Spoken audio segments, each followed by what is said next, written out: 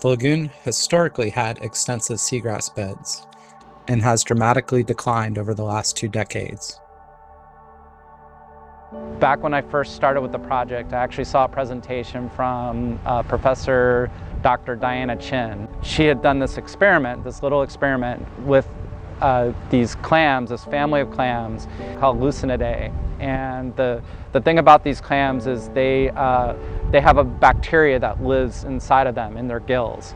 And these bacteria actually will take hydrogen sulfide from the environment.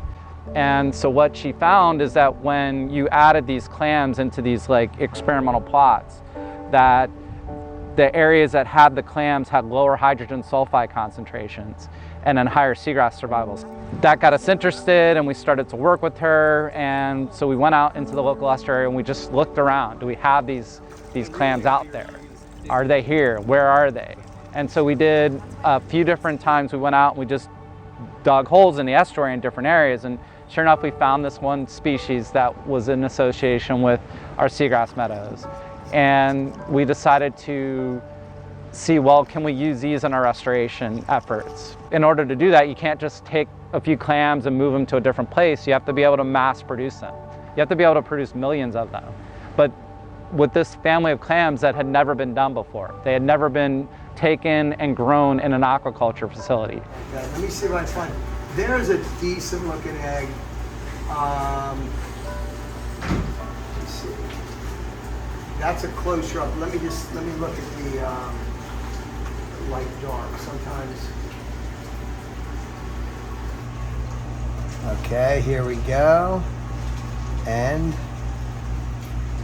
so we partnered with Great Florida Shellfish Company. First, the county gave them $30,000 so they could build a special facility just to grow these clams. And literally, I'm just going to do a few drops to fertilize the eggs. That's a good looking egg too. And the agreement was then they would spend their staff time just trying to develop the technology needed to care for, spawn these clams, get them grown to a size that they could then be released out into our seagrass restoration areas. So our seagrass restoration area is the historically large, healthy meadow that had declined so much over time. And so it's about 600 acres in size, and out of that we're working more closely in about 100 acres.